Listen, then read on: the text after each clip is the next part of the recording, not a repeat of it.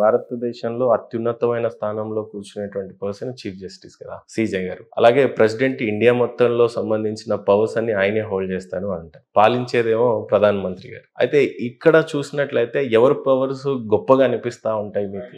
లేదు. ఎందుకంటే ఇందాకనే మీకు చెప్పినాను. భారత రాజ్యాంగం ప్రకారంగా ఎవరి డ్యూటీస్ వాళ్ళు చేసుకుంటూ పోవడమే. సో ఈయన పవర్స్ గొప్ప, ఆయన పవర్స్ తక్కువ అననీకి లేదు. Okay. So everyone is powerful. వాళ్ళ వాళ్ళ ఏరియాలో even a munsif magistrate also, a sub inspector of police also.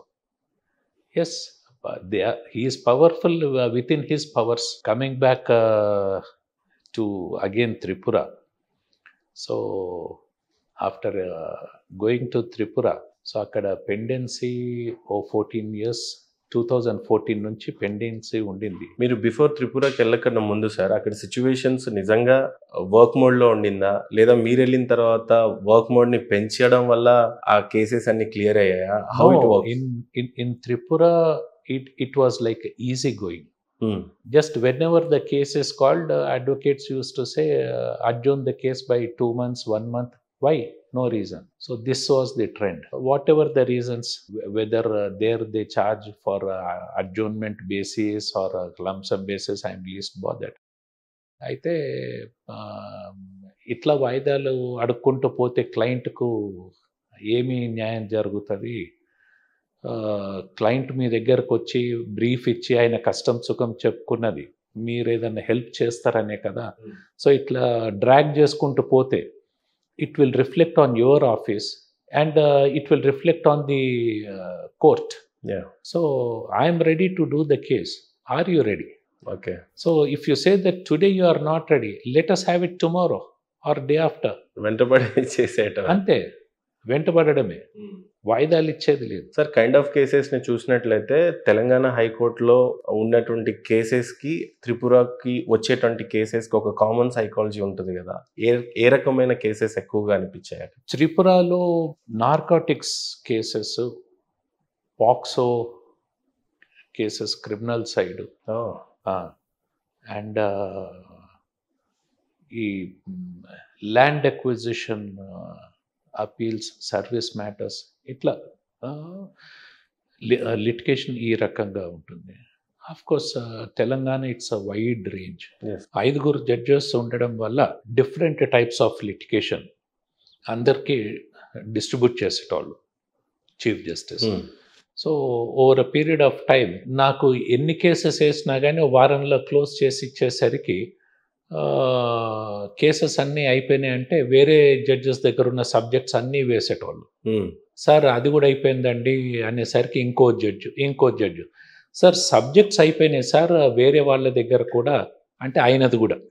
Finally అందరి నుంచి సబ్జెక్ట్స్ వెళ్ళిపోయినాయి, అన్ని కేసెస్ డిస్పోజ్ చేస్తూ కూర్చున్నాడు.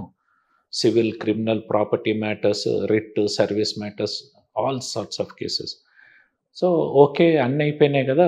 ఒక పర్టికులర్ జడ్జి దగ్గర ఎన్ని కేసెస్ ఉన్నాయి సార్? ఒకటే టైప్ ఆఫ్ సబ్జెక్ట్ ఒక 20 కేసులు ఉన్నాయి, సరే ఆ 10 ఇచ్చేసి. సో అట్లా చేసుకుంటూ వస్తే ఈరోజు త్రిపురలో కోర్టులో కేసెస్ లేకుండా వచ్చే పరిస్థితి జరిగింది. అంటే వినేవాళ్ళు అనొచ్చు చిన్న కోర్టు, తక్కువ మంది జడ్జెస్, తక్కువ కేసులు అని. ఇది చిన్నది పెద్దది కోర్ట్ అనేది ఉండదండి. Court is a court, litigation is a litigation, judge is a judge, state is a state. అయితే supreme court and union of India they fix the మనకు స్టాఫింగ్ ప్యాటర్న్ అన్నట్టుగా కోర్టుది population, litigation basing on that number of courts, number of judges. So that is a fixed. So అక్కడ తక్కువ కేసులు ఉంటే, తక్కువ population ఉంటే తక్కువ మంది జడ్జెస్. ఇక్కడ ఎక్కువ కేసులు, ఎక్కువ పాపులేషన్ అయితే ఎక్కువ మంది. సో ప్యాటర్న్ అయితే సేమ్, ప్రొపోర్షనాలిటీ మెయింటైన్స్. అండ్ నేను అక్కడికి వెళ్ళినప్పుడు చీఫ్ జస్టిస్ J1, J2 నా పొజిషన్. దెన్ J1 ట్రాన్స్ఫర్ అయినాడు, then I became J1. Then chief justice retire అయినాడు. Then I was chief justice acting 6 months చేసినాను. అండ్ ఈలోపు 2 వేకెన్సీలు వచ్చేసరికి ఆ 2 వేకెన్సీస్కి నేను సుప్రీంకోర్టుకి రికమెండ్ చేసి నేమ్స్ పంపించాను. Seniors 2, then immediately 3 and 4 district జడ్జెస్వి. సో 1 and 2 ఈ రీజన్స్ ఉన్నాయి, కన్సిడర్ చేయాలి అంటే కొద్దిగా ఇబ్బందిగా ఉంది. 3 and 4 ఈ రీజన్స్ ఉన్నాయి, రికార్డ్ క్లీన్గా ఉంది. సో అని వీళ్ళ సర్వీస్ రికార్డ్స్ అందరి నలుగురి ఏది దాచిపెట్టుకోకుండా టు మెయింటైన్ ట్రాన్స్పరెన్సీ వాళ్ళ సర్వీస్ రికార్డ్ ప్లస్ నా కామెంట్స్, కొలీజియం డిసిషను అన్నీ పంపిస్తే it was they for them to accept 1 and 2 also. Yes, okay. So they said, no, what we read from Justice Amarnath's Chief Justice comment, 3 and 4, we are approving and approve chesaru. So that is one satisfaction. And akkada 2014 nunchi pendency unte ఇండియాలో నేను వెళ్ళినప్పుడు చాలా కింద ఉండింది Tripura state. ఇండియాలో 3.5 ఏళ్ళు అయింది నేను వెళ్ళి. గత 3 సంవత్సరాల నుంచి Tripura is topper in the country. వాహ్, great sir. With lowest pendency. And appeals from my judgments, 99% of my judgments are unchallenged. వాహ్. So this is the satisfaction. And presently 10:30కి దాదాపు ఒక 1.5 year, 3.5 yearsలో 1.5 year అయిపోయింది. 10:30 we sit and we don't work beyond 11:15 or so because there are no cases. Sir కొన్ని లేట్గా వస్తే కోర్టుకి 11-12కి advocate కానీ ఎవరైనా వస్తే జడ్జెస్ ఎవరు ఉండరు. ఎందుకు కేసులు అయిపోయినాయి, ఒక్క కేసు 2 కేసులు ఎంతసేపు చేస్తారు, అయిపోయినాయి. And at times 3 days 2 days cost list print కాదు. అమర్నాథ్ గారి ఏరియా అంటే ఇంట్లో కూర్చున్నాడు సార్, అదేంటి అంటే కేసులు లేవు సార్, కొత్త కేసులు లేవు. And fixed matters, old matters, scheduled dates అవి కూడా లేవు సార్. కొన్ని పెద్ద కేసెస్లలో ఎవిడెన్స్ లేట్ రావటం కానీ, ఇన్వెస్టిగేషన్ లేట్స్ అవ్వటం కానీ, వాంటెడ్లీ కోర్టునే డిలే చేయించడానికి, కేసుని డిలే చేయించడానికి ఉన్న కేసెస్ని హౌ యూ డీల్ దెన్? అది డిస్ట్రిక్ట్ జడ్జ్ లెవెల్లో జరుగుతుంటుంది. హైకోర్టుకి వచ్చేసరికి మీరు చెప్పిన ప్రాబ్లమ్స్ ఉండవు. Okay. But we periodically monitor. Okay. And I'm the executive chairman for Tripura state legal services authority. So conducting of Lok Adalats కానీ, తర్వాత లీగల్ ఎయిడ్ క్యాంప్స్, ఇదంతా నా responsibility.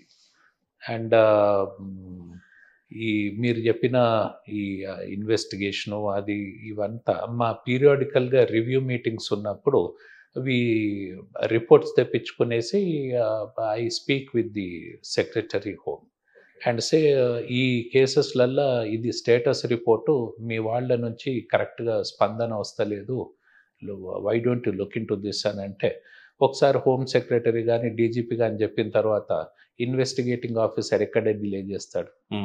So automatically things will move.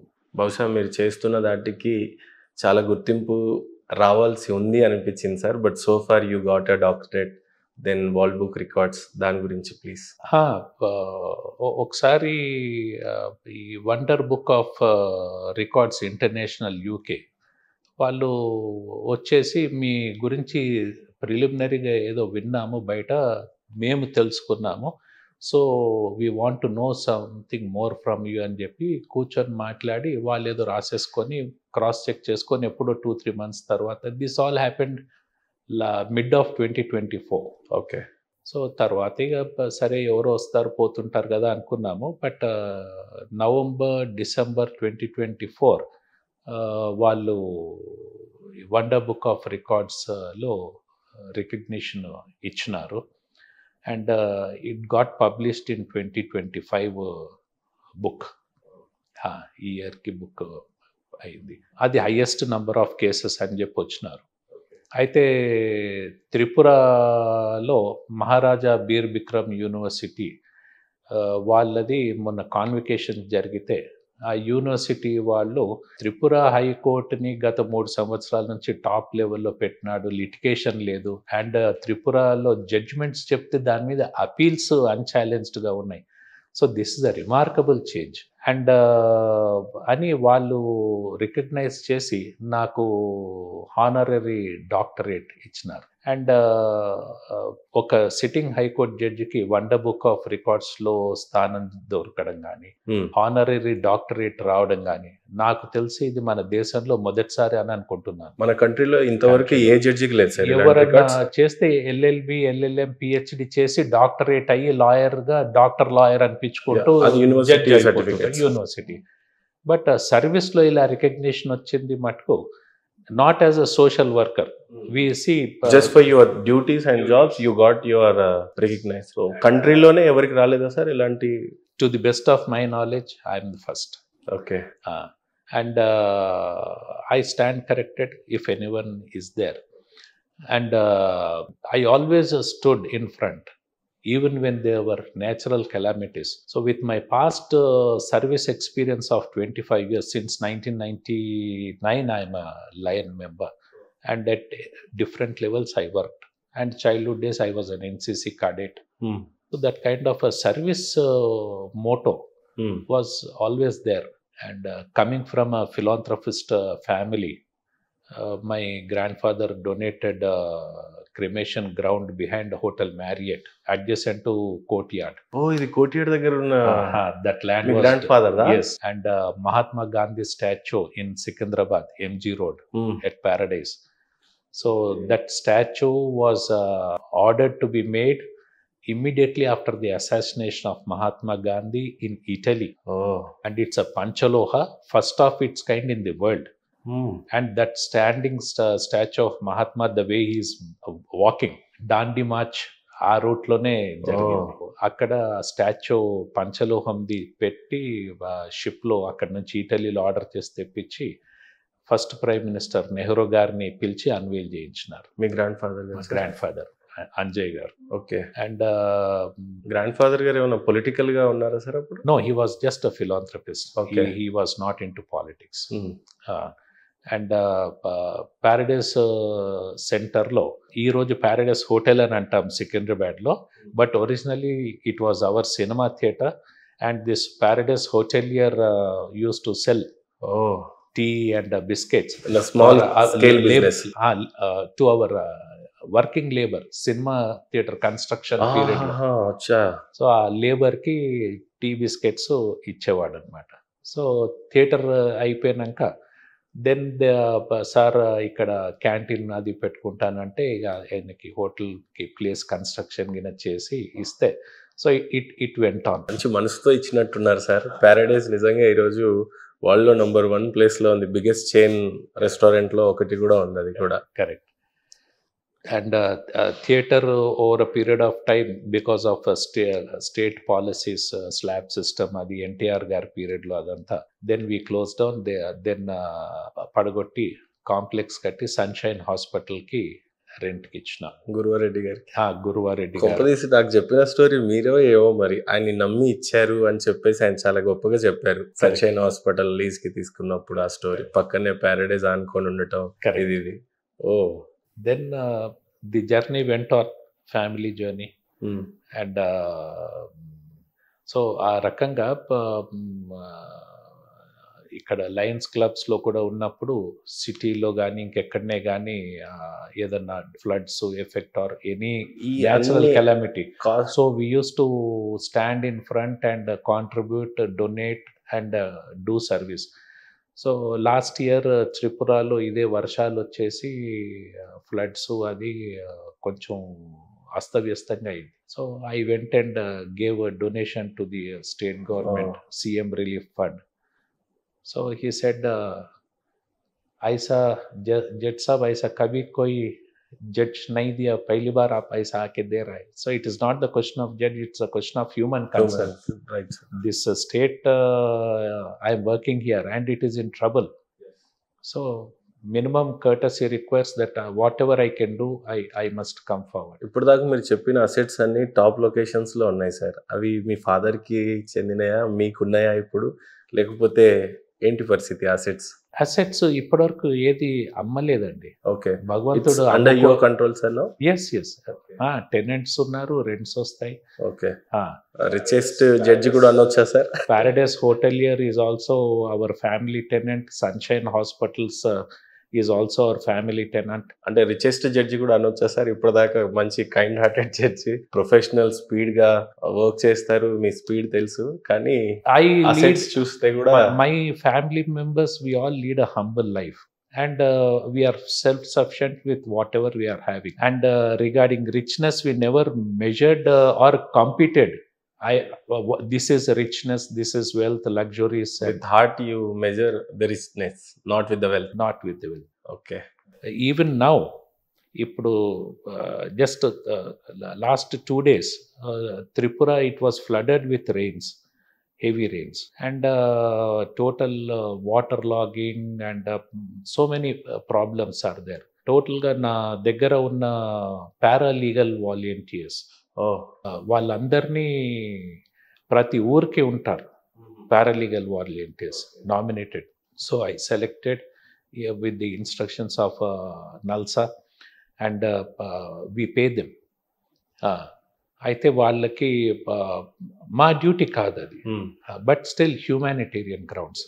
So on request all our paralegal volunteers, they jumped into the scene and they are starting providing help and assistance to all these persons మీరు who అంతా are affected పట్టించుకొని in rain. Involve అవ్వడం కూడా చాలా great thing కదా sir.